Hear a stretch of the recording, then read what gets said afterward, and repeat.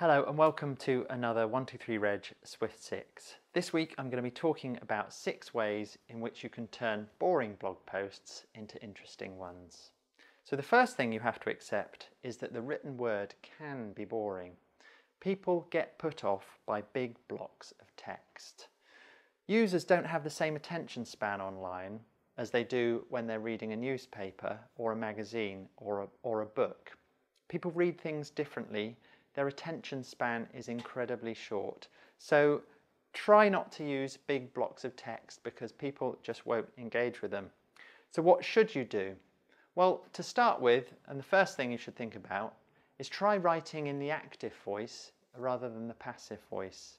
And what I mean by this is don't let those users who navigate to the end of a sentence be the only ones who understand that sentence. So think about these 2 examples. The cat sat on the mat. That's the active voice. The passive voice, the mat was sat on by the cat. Now you don't find out the crucial bit of information, that it was the cat that sat on the mat, until you've got all the way to the end of that longer passive sentence. So try to use the active voice. And if when writing you're not sure what is the active voice and what's the passive voice, there's a great tool that can help you identify that. It's called hemingwayapp.com. That will highlight within your blocks of text what's active, what's passive, and what users will have trouble to engage with. And by using the tips and advice that you get within the app, you can really cut down and hone your text in order to make it much, much easier to read.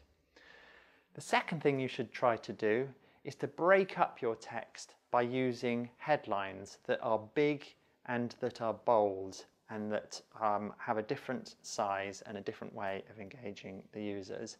That makes it really easy for users to get a sense of the meaning of your blog post without having to wade through lots of text.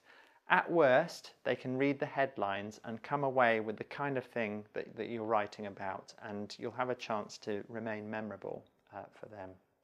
The third thing that you should do, following a similar theme, is make sure that you use bullet points. Bullet points show people quickly how they can navigate to the most interesting bit of content. And they also give people a different way to retain that article within their visual memory.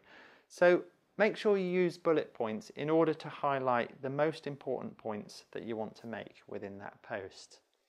The fourth thing, break up your post with images. Now it is a cliche, but an image does speak 1,000 words. So try to use images and break up your text using images and make them really visually compelling. The fifth thing, try to turn your facts and stats and boring data into something interesting like an infographic.